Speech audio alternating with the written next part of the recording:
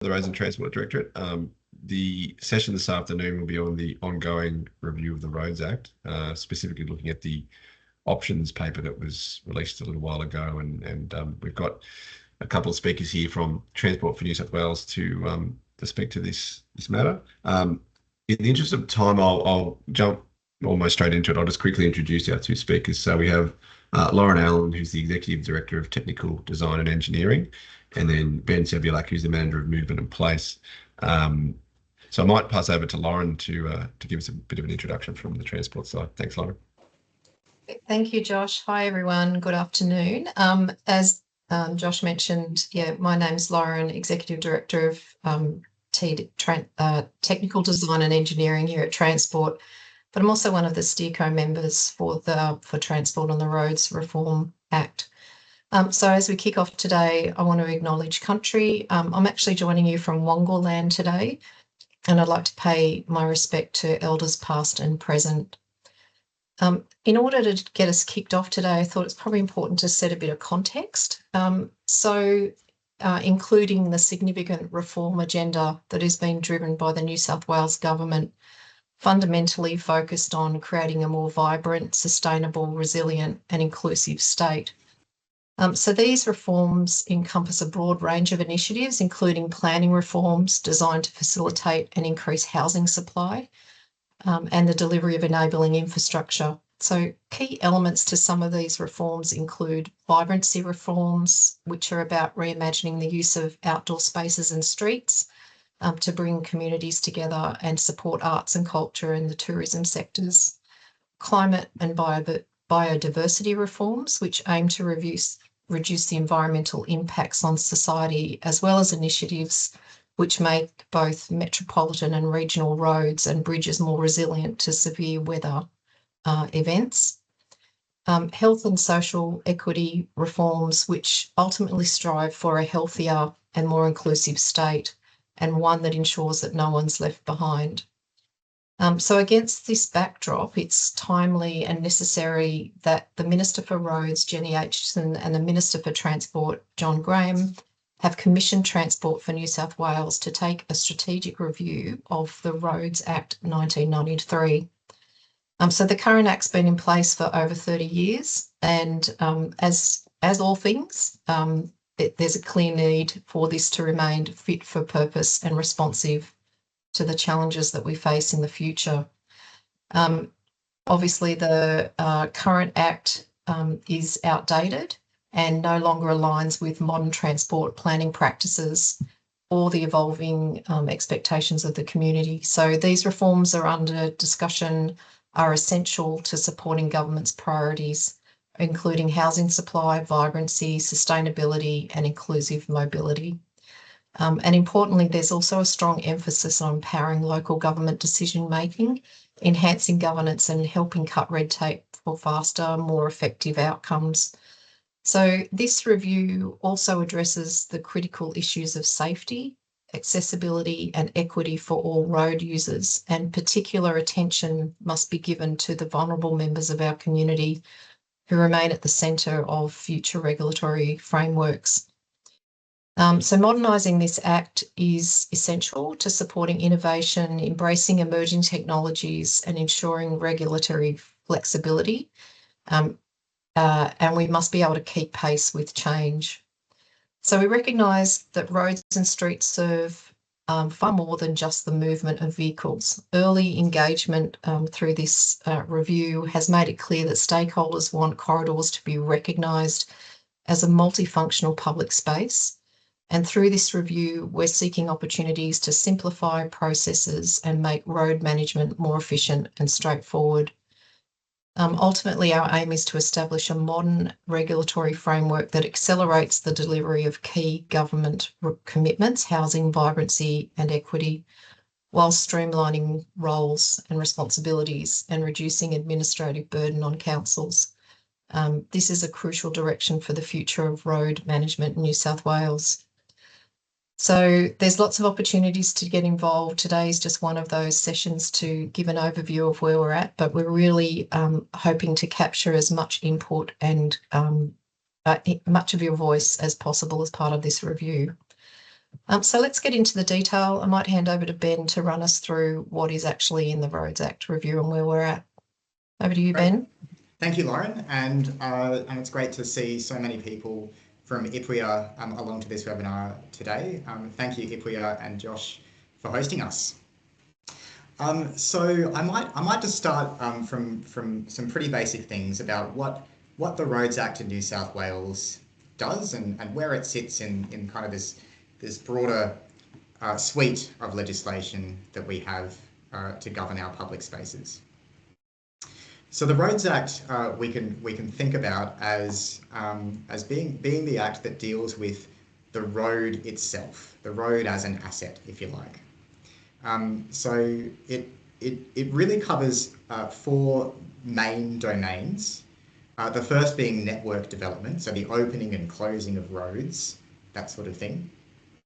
The second is regulating assets and structures, so the actual physical things that are on the roads, the bridges, the things that go over roads.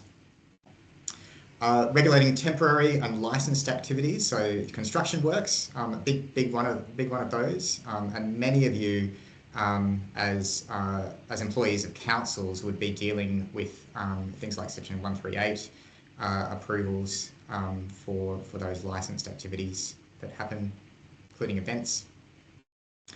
And then the fourth domain has to do with access, and I'll get to that domain in a moment. So the Roads Act, as I said, sits in a suite of legislation. So if the Roads Act deals with the road itself as an asset, then its sister act, if you like, is the Road Transport Act, that deals with everything that happens on the road. So licensing and the regulatory signs and lines that we have. The use of the road, and so that's the Road Transport Act. And then the Roads Act also has a couple of other, or sits with a couple of other pieces of legislation. The Local Government Act, which has a really important role for most people on this call, because it actually gives councils the powers to manage public assets, and that includes roads. And also the Roads Act, in terms of its network development function, its planning function, sits within a broader planning system in New South Wales, and the head act for the planning system is the Environmental Planning and Assessment Act. So that's what the Roads Act does, and what its powers are currently.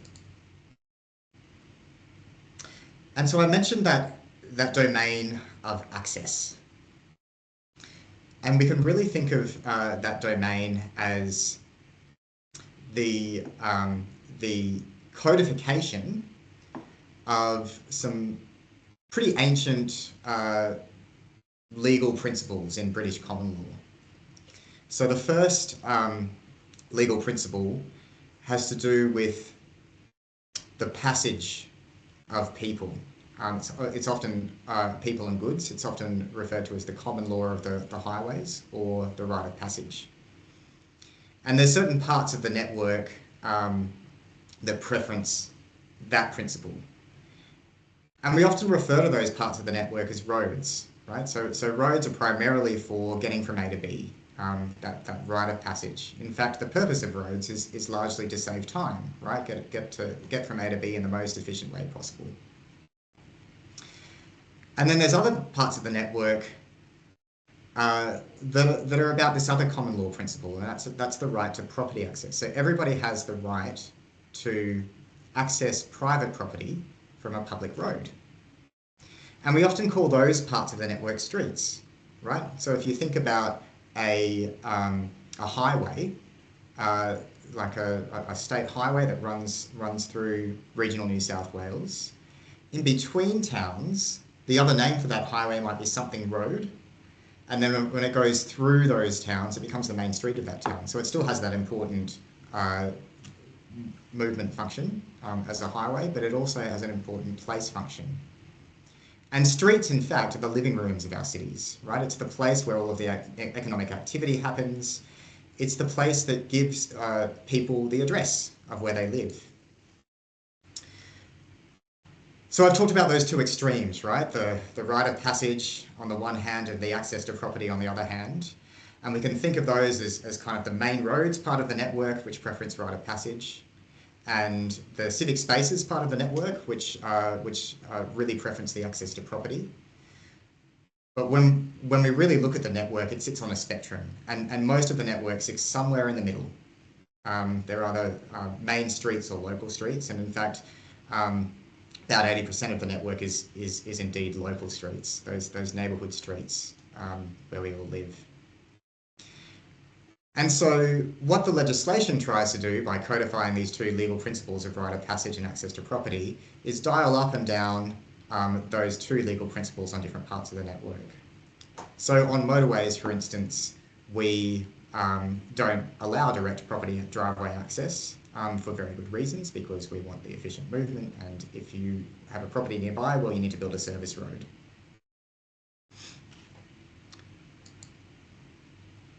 So Lauren did a really good job at introducing this at the start. So there's 4 objectives of our Roads Act review at the moment, which the government signed off, and these are the objectives that really Lauren spoke to at the beginning. There's a few things that are out of scope for this review. So we're specifically not at this stage looking at funding arrangements. So those grants, programs, or block grants. This is a review of policy first and foremost. It's not a line-by-line review of the Act, but a review of the policy settings and then how we design the best legislative framework in order to meet those policy settings. It's quite difficult for us as the New South Wales government to make changes to Commonwealth law. There's a few things that have come up from this review, including the Telecommunications Act. So changes to Commonwealth legislation, unfortunately, is not in scope for a New South Wales government-led review. The Crown Lands Management Act has recently been reviewed, and one of the outcomes of that review was to look at the Crown Roads component of the Roads Act. So the Crown Roads are in scope, but the broader review of the broader Crown lands, if they're not specifically a Crown Road, that review has just happened. And of course, many of you will be aware of the tolling review that has recently happened, and some recent updates to the Roads Act around that. So that's that has also recently happened and is out of scope for what we're doing right now. Okay, so Lauren mentioned the options paper is out for consultation at the moment, and we're really keen to hear from you as part of this consultation process. And one of the things that's in the options paper is the idea that this legislative framework would be based on a series of outcomes. Now, all legislation includes up the front of the Act a set of objects of the Act, what the Act is designed to do, and this is why we're consulting on the outcomes at the moment, because at the moment, if you have a look at the objects of the Roads Act, they're very there's not many of them, and they don't reflect the current uses of roads and streets across the state. So starting with what we might want to achieve with the legislative framework, the options paper proposes a purpose statement, which we're seeking feedback on, to manage the road network in a way that ensures safe, efficient and equitable access for all users, supports economic productivity and community well-being, promotes sustainable travel choices and efficient use of resources, protects the natural and built environments and coordinates infrastructure and land use to enable sustainable, orderly development. Quite a long purpose statement, but trying to capture the full spectrum of what we think a legislative framework for roads in New South Wales might want to do. So seeking some feedback from you on this. We're also seeking feedback on some proposed regulatory outcomes that the framework would be designed to achieve. And one of the things that these outcomes that you see on the screen here would inform are things like what goes into the objects of the Act itself. So what we've heard through the issues paper consultation so far are things like ensuring an outcome for universal access, people of all abilities being able to access the network. Safety has come up as the #1 reason why we might want a regulatory framework for roads. Well-being, so that includes the health aspects of roads and streets as public spaces. Efficiency, and what we're really focused on here, particularly in relation to the housing reforms that Lauren mentioned at the start, is how we can provide the most space-efficient transport system in the state, given that if you have a look at all of the public space in any built-up area across the state, whether it's a small remote town or a metropolitan area of greater metropolitan Sydney, 80% of that public space is dedicated to roads and streets. So there's a big land take there, and if we can make our transport network more space efficient, then that opens up more opportunity for housing. Productivity, sustainability, resilience, environmental protection. One thing that IPRIA members might be interested in here is an objective around asset protection, ensuring or looking to prevent premature deterioration and structural damage and excessive wear of our assets, of our road and street assets. Orderly development, again tied in with this reform wanting to match the reforms that have been going on since the 2012 white paper, 2012 white paper on the planning system, and financial responsibility as well.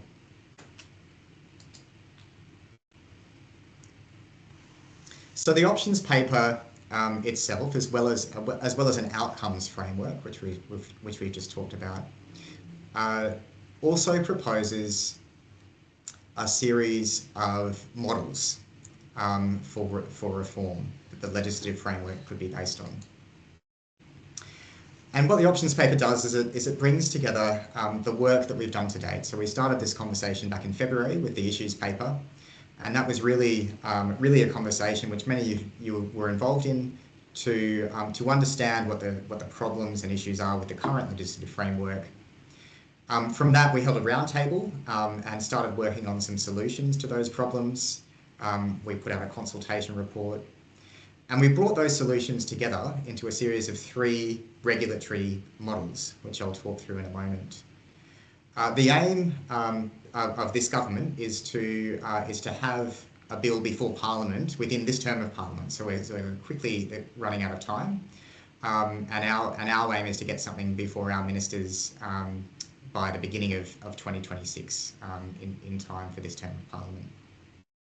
Looking at various implementation pathways and the regulatory model design to inform the bill. So what the team's done with these proposed solutions that we've co-designed with organisations across the state, including councils, and many of you on this call, is we've brought together those solutions into 3 models, and those models are situated at various points on a regulatory maturity spectrum. And so this is sort of taking the lead from some good work that the OECD and New South Wales Treasury have done, where they've had a look at regulatory frameworks from across different sectors across the world, and placed those different regulatory frameworks on a spectrum of regulatory maturity. And where we're sitting at the moment in New South Wales, if you have a look at the Roads Act and the model that we have at the moment, is very ad hoc and reactive. So it's off to the left of what you see on the screen here. Now, if we started to look at all of those different things that have developed over the past 32 years, some of the symptoms of the reactive nature of the current legislative framework are that we've had a delegation in place for about as long as the Act itself, because one part of the Act says councils are the road authority, and then the other Act doesn't give councils the power to regulate traffic on their assets. So we've had to have a delegation in place to do that, and an authorisation under the Road Transport Act as well for councils to install regulatory signs and lines. We've had all kinds of workarounds for governance that have been in place for about as long as the Act. Administrative arrangements.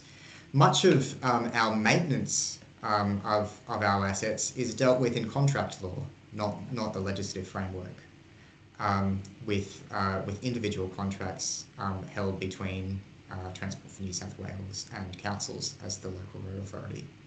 So what if we start to codify all of that existing practice that has worked up over the past 32 years and longer, and started to build that into the legislative framework itself?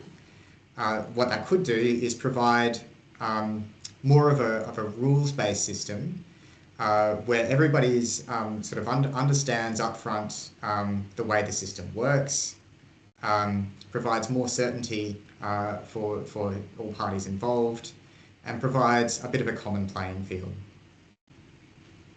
Moving up the regulatory maturity model, we could introduce some new instruments in the legislative framework, and we could take more of a risk-based and outcomes-focused approach to regulation. So what that might mean is, as the state government, we might only step in where needed, right? But what we might do instead is agree across road authorities, so between state and local road authorities, much further forward in the planning process, what the different outcomes are for different parts of the network. And so long as road authorities, whether they be state or local road authorities, are managing and operating and maintaining the network according to those outcomes, they can just get on and do things without having to come to us every time they wanted to put in a sign or a line, or regulate traffic, as currently happened or has previously happened in local traffic committee. And as a regulator, or as a state authority, the state might only need to come in situations where there's a proposal that goes outside of what the pre-agreed outcomes might be, or in a situation where the state has a particular interest in that part of the network. So that's taking more of a risk-based and outcomes approach.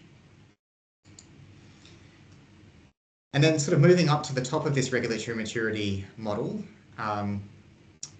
we could take more of a performance-based or strategic approach to the way we go about regulating roads and streets in New South Wales.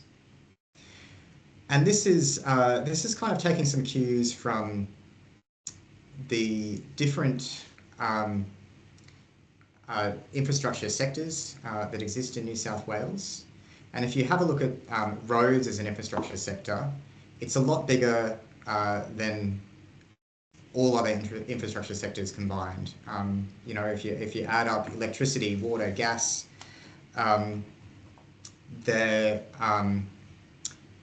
the road network is bigger than all of those.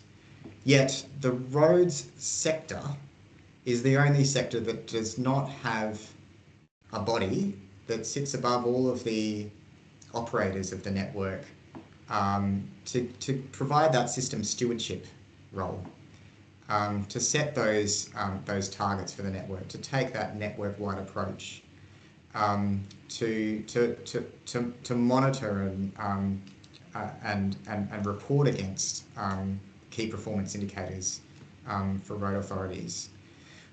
But also act as that arbiter where there's disagreement among neighbouring councils that might share. Often the border of councils are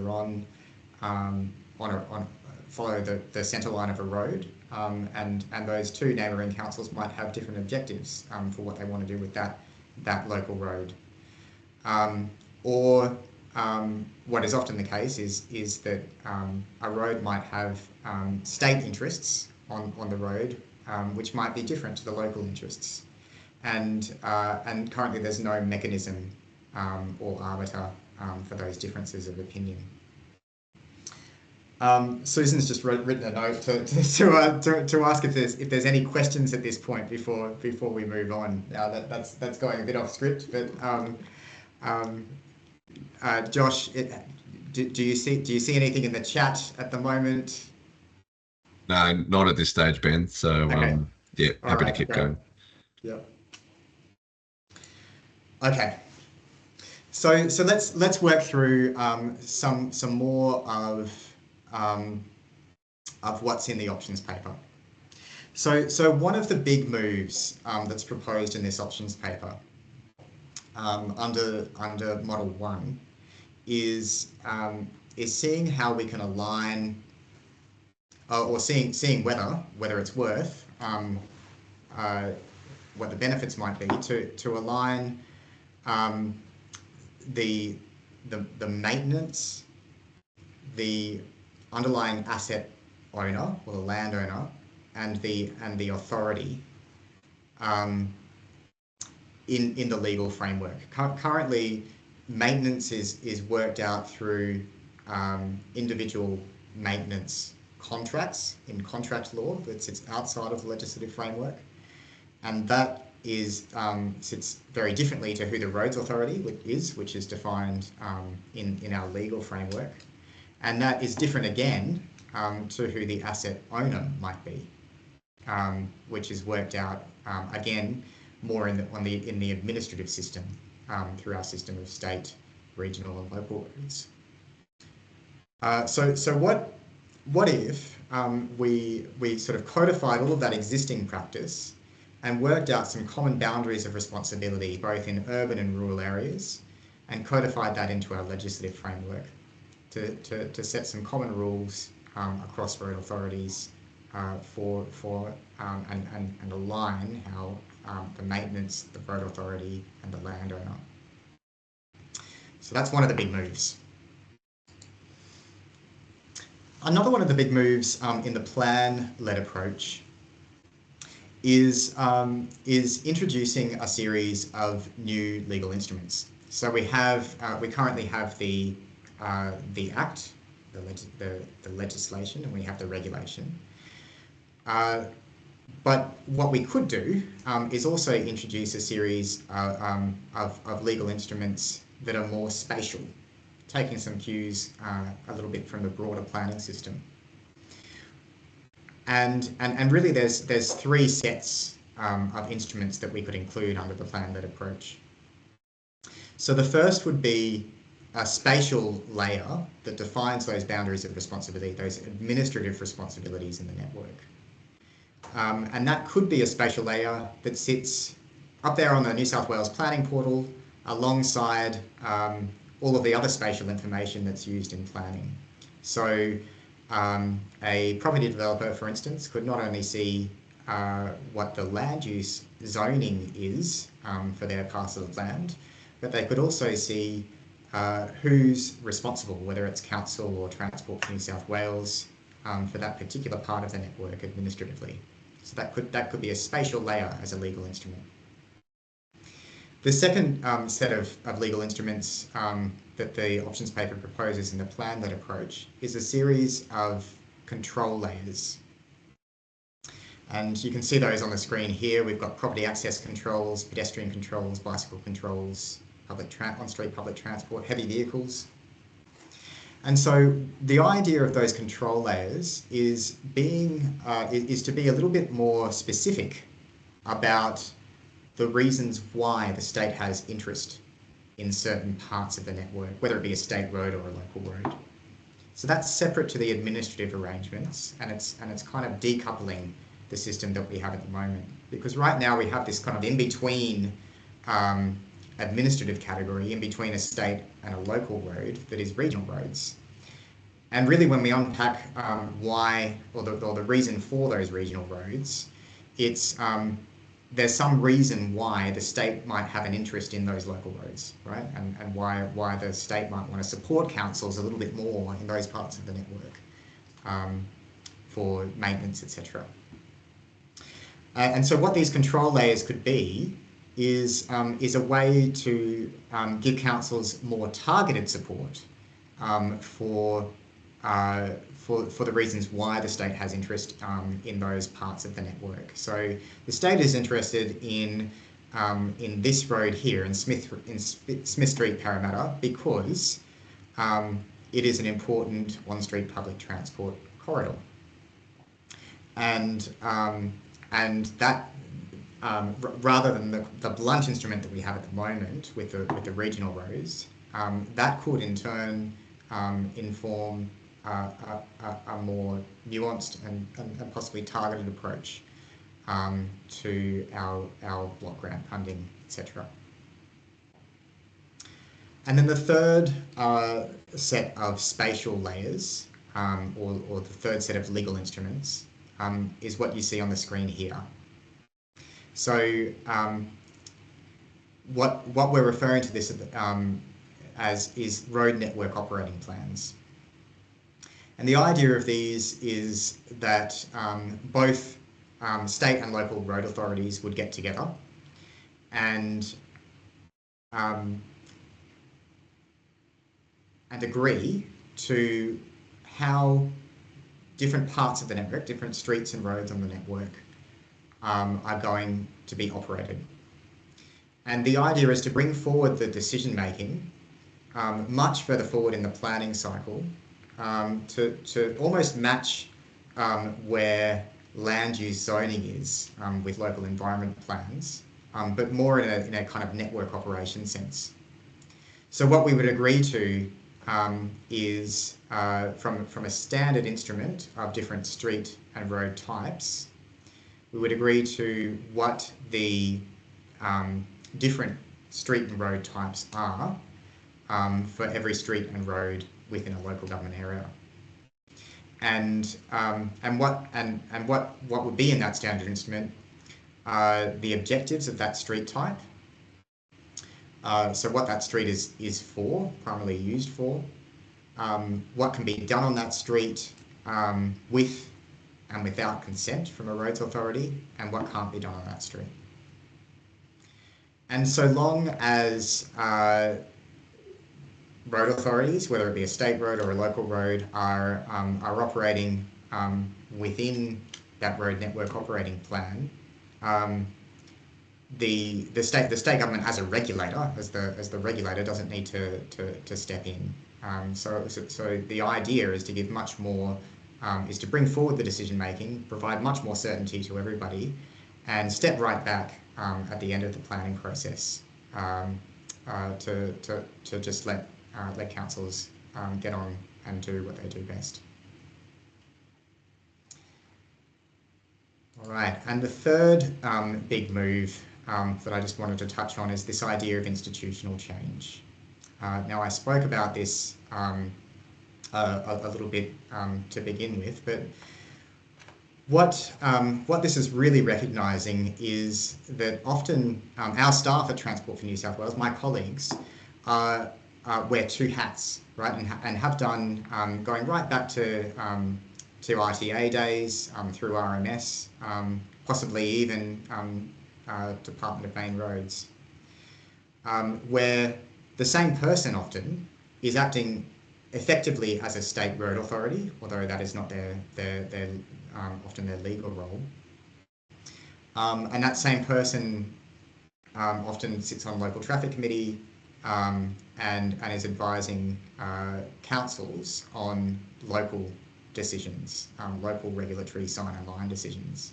So effectively that same person within the organisation is wearing two hats at the same time, being both the regulator of a road authority and the state road authority itself. Now, from kind of a governance point of view, you can see how there might be some conflicts of interest there, and how it might be sensible to separate out those two functions of the regulator of road authorities and have a clear function for the state road authority as separate to local road authorities and the regulator. I spoke a little bit more about the other points on this slide earlier in the presentation. Alrighty, so we are right in the middle of the consultation period at the moment for the options paper. We're really keen for this to be the start of our discussion with your members on the options paper. And we're also very keen for your submissions, either as an individual, and if you don't want to make a formal submission, there is options on the Have Your Say website to fill in a really short survey on what your views are as an individual. Those survey results will be anonymous and reported together, or to make a formal submission either through your council or your organisation. We've intentionally made quite a long consultation period to allow that process to happen, so that formal submissions can be taken through the formal processes of councils. So it closes, it's a 10-week consultation period, it closes on the 31st of October. And we really are keen to hear your thoughts. Many of you might know Minister Aitchison, who is very keen for this to be a genuine engagement and really wants this reform to work for councils, for council staff, for asset managers. So there's a QR code on the screen there, and also the links on the slide. But I'll hand over to Josh now to facilitate the Q&A. And really, we might not have the answers to everything, all of the questions here, but even just hearing the questions will be great for Susan and I. Sorry, can I need to introduce Susan as well? Who's sitting right next to me. Hello, everybody. I'm Susan Shaw. I'm the policy lead for this particular project. Ben's done a great job giving a bit of a spiel, but we're both here representing the project team that's working with Josh and other people across the local government network, as well as other external stakeholders. So hello to you all, and hopefully we can hear some good questions and provide some information to you, but also, as Ben said, get some ideas from you in terms of those questions. Great. All right. Well, thank you, Lauren. Thank you, Ben. Thank you, Susan. So I guess we'll throw the floor open to any questions. Please, if you do have any, pop them either into the chat or the Q&A function that we have in this webinar. I can't sort of see any at the moment, but I'm sure people are furiously typing away. So maybe just a bit of an open-ended one for Ben and or Susan. In terms of the engagement you've had, with councils to date, are there any sort of standout items for you that you've sort of come across that you think are worth raising with the people we have here today? In terms of thanks, Josh. One of the things that has come quite strongly from February all the way on is a recognition from all parties, whether it be council staff or developers or freight industry operators, New South Wales government staff, all of our peak bodies, is the need for reform. In the issues paper, we actually asked a question: what's working? We don't want to throw the baby out with the bathwater. And most of the responses to that question were things that are broken, things that don't work. Right? There was a few. There was a handful of responses to that question that said, "Oh well, the system works-ish for general traffic. It does an all right job at that." But people were really clutching at straws to try and give a positive to the current framework. So there is overwhelming consensus that change is needed. So we heard that very strongly. And one of the great things, Josh, about this process that we've set up with support of the ministers is the ministers are really keen for this to be a transport-led review, so it's independent of the government of the day, and they're also very keen that the engagement that we have, particularly with councils and council staff, if we are members included, is very genuine, right? That really we understand what the problems are, and the reforms are designed to fix those problems. Fantastic. Susan, anything that sort of has jumped out for you when you've been talking to councillors about this? Oh, I mean, I would agree with everything that Ben has said. I think that the impression that I've got from talking with people and listening to people and reading people's submissions is just about the way in which everybody has kind of put up with the legislation and worked out workarounds and have kind of made it work, but perhaps in a way that's not terribly efficient these days and not terribly useful. And that any opportunity to streamline it, make it simpler, make it faster, is a welcome opportunity. So I've been really reassured by the level of interest in this review and the sense of optimism that people have that we will get some good change. Yeah, great. And Laura, I guess a similar question to yourself, and I'm not sure the level of direct engagement you possibly had with councils, whether you've had much or not, but is there anything that sort of has jumped out for you in terms of from the council perspective as a part of this review? So, full disclosure, haven't had much involvement with councils about particular issues, but one of the things that sort of jumped out to me as part of this review is just all the aligned legislation that is also contributing to the issues that around efficiency and clarity, and so we're also using this review as an opportunity to see what else needs to change, and it's like definitely not part of the scope of the review, but it's important to make it efficient and enforceable that aligned legislation is also looked at. So that's been quite interesting, that a lot of the issues aren't necessarily with the Roads Act, it's with some of the other legislation that Ben showed in one of the first slides, but all of that feedback is actually really important because we've got to make the whole legislative framework work. Yeah, no, right. And that's a good point, Lauren. So I think I mentioned that this is not a line by line review of the Act, and as far as it's really a policy-led review, right? So it's looking at what do we want to achieve out of for roads and streets in New South Wales, and then how do we design the best regulatory framework to achieve that? And really, as far as I can tell, this is the first time it's been done for roads in that way in New South Wales. So back in 1993, the Roads Act that we know today was really just a bringing together of three other acts. It was what has become the Local Government Act, which is why the Local Government Act is also 1993. So there were parts of that dealt with local roads that were taken out of that and put into the Roads Act. There were parts of what was the Main Roads Act that dealt with those state roads. They were brought into the Roads Act, and then there was parts of what was the Crown Lands Act that were taken out of that. The Crown Roads component of that was put into the Roads Act. So really, and you can still see that today in the Roads Act 1993.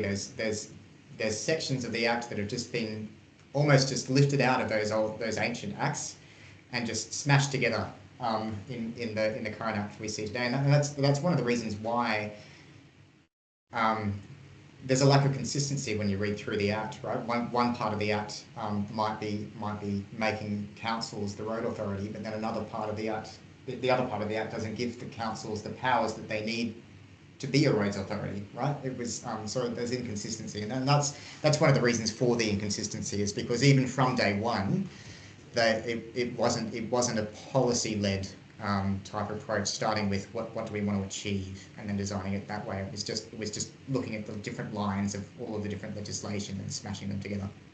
Yeah. Okay, thank you. I'm not seeing any questions pop up just yet, so I might I guess a couple that have sort of come to my mind, and certainly as I've been chatting to people about this, and I'll try to avoid specific options here, but I think we'll probably end up focusing on some more than others. One of the ones is around, I guess, giving councils, I guess, greater autonomy or decision-making power over roads that they manage, and that certainly was a theme that's been teased out, and certainly one of the items of feedback. I certainly have had some mixed feedback. There's some councils who I think are supportive of that role, and maybe have the internal resources and expertise to manage that. Conversely, there's some smaller councils who feel the opposite, and they're sort of concerned that if this is then imparted on them, that are they going to be able to resource it? Now, I know obviously funding is not a part of the review, but have you had some thoughts as to how that could be managed, and making sure that, you know, every council is going to have, I guess, you know, the support they need, I suppose, to make a potential change? Ben's looking at me, so I'm happy to answer that question. So I think that's right. I think even though transport's a really big entity, we do have a sense that local councils are not all the same, and they have different needs, and they have different resource bases and things of that nature. How well councils will be able to participate in the ultimate reformed model is definitely something that we're thinking about in terms of implementation. So whether that's through thinking about more digital platforms potentially, or standardised approaches to forms, or that sort of thing. Whether there are other standards and supports that transport can provide in terms of decision making, and the way that I guess decisions are made under the legislation is another option. There's obviously also the local traffic forums that have just recently been reshaped through the delegation, and thinking about whether there are some additional or alternate roles for even those sort of forums to either grow expertise or to provide support, or that sort of thing. Yeah, so I think there's quite a few different aspects to implementation that's at the forefront of our mind right now. Yeah, and conscious obviously that you're not quite at that stage yet, but certainly I think it's one that does come up quite regularly. So we have had one question popped in to the chat there. So it's from Gerhard. We're already seeing very poor place outcomes from development. Example is complying development dual occupancy. This, in conjunction with high car ownership, has extremely negative impacts on the 90% of the road network that's been referred to, so that'd be the local road network. Where is the hope in this review of the Roads Act to bring planning back in line so our streets are livable, or more livable, I suppose? Yeah, and that's a really good point that's come out quite strongly, including in the in-person workshop that we held here in Sydney, that Josh was at a couple of weeks ago. And so this particular issue, I'm sure most of you on the call will have experienced this, is more and more with the planning reforms and the housing reforms particularly, more and more developments fall into the complying development category. So they often don't pass through the same kind of DA process that other single occupancy houses might have gone through before. And what that means is a private certifier is signing off on the development itself, but what is often forgotten through that process is the Section 138 requirements. So the current system is that the Roads Act is different to the EP&A Act, and no matter what the development pathway is for the land use development, it still requires a Section 138 approval. And that's often missed by private certifiers. And what often happens in dual occupancy is you get two driveways, one for each house, and then there becomes no space left in the verge for anything else other than driveway, trees, footpath, you name it. And it even limits the ability for anything to happen on the curbside use of the street itself, whether that be for parking or rubbish bins or cycleways, or whatever you might want to use that curbside space for. So so it's a real issue, and it's come up quite a bit through consultation, particularly with your colleagues from councils across the state. One of the things that we're thinking about, and Lauren's team within Transport for New South Wales would lead this if the government chooses to take a plan-led approach, is to come up with a more of a model system which local councils could adopt for things like driveway drawings, sort of standard templates. So what we're talking about now is sort of the engineering standard components of Section 138. To give some weight behind what councils might already have when if they were asked to approve this Section 138 approval, which technically they should still be doing even for compliant development. We could also make that clearer. That's something that we could do right now under the current system. That there is still, whether it's compliant, even if it is compliant development, there is still this requirement under the Roads Act. And we could make that, and through the reform, so we could do that right now, but through the reform we could make that clearer by standardising the process and aligning the process for the Roads Act with the broader planning system. Because currently what we have is a system stuck in the 1990s, where every council has its own paper-based system of Section 138 assessment, which sits separately to the broader planning system. And so one of the reasons why compliant development is getting missed, these Section 138s are getting missed by the private certifier, is because there are 128 different road authorities across the state, and they each have their own systems for assessing Section 138 proposals. And it's just really hard to navigate. And a lot of private certifiers don't know, because they work in the land use space and they don't work in the Roads Act space. So a lot of them just don't know that it's a requirement. Yeah, so yeah, really good question. It has come up a lot, and we'd really love to work with your FUIA members on how to design the framework better. Yeah, no, thanks, Ben. And Gerhardt's just made a comment to say thank you for the answer as well. Another question that we've had come in is from Asha, and just asking in relation to understand that the 93 Roads Act is New South Wales government legislation. Has there been any national-led collaboration on how other states manage their versions of the Road Act? And do any of the proposed three models sort of align to that, or have reference to what's happening in other states or at a national level? Yeah. So the short answer is yes. Being the manager of Movement in Place in New South Wales, I regularly catch up with my counterparts. Every state and territory now across Australia and New Zealand has their own version of a Movement in Place framework across Australia and New Zealand. It's been adopted into Austroads.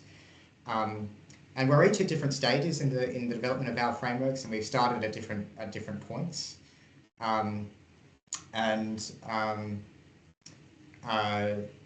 Western Australia has recently gone through a process of reviewing their Roads Act and building Movement in Place into that. Victoria, with a few years ago now, changed their Roads Act equivalent, and effectively did Model 1 and 2 in their legislative framework. So effectively cleared up this roles and responsibilities of state and local roads.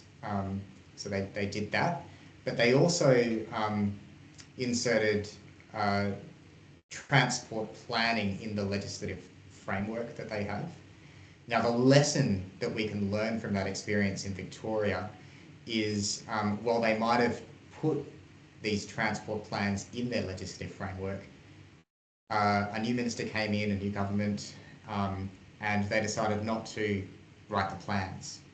right? So that it's one thing to put something in law, but it's another thing to follow through and do the work. We're trying to learn from that experience in New South Wales, and maybe the approach of putting everything into a whole big integrated transport plan was a bit too much to bite off, a bit too much of a commitment, which is why we've taken the proposal as we have, with some more targeted approach to exactly why you might want to bring the planning forward in the system, and the different control layers that we might have. And that is similar to some systems that exist overseas. So we've looked at systems overseas, including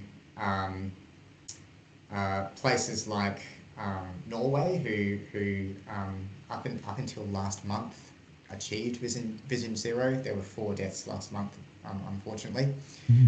But if safety is the most important reason why we might want to update our legislative framework, well, let's have a look at systems that have achieved Vision Zero, and how have they done that through their legislative framework.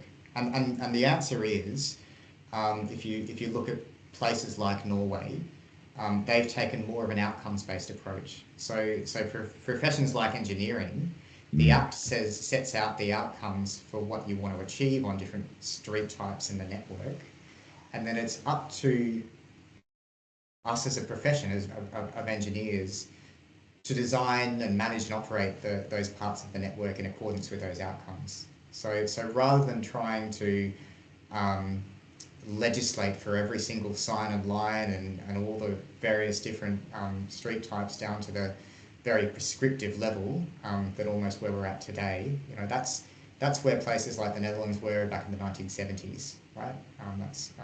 Whereas what we've seen now is decades of more of an outcomes-led framework in action, which has led to organisations like SWOV in the Netherlands, where the engineers have gotten together and really tested safety outcomes on the network, and created that space where engineers can do what they do best, and try and test things to achieve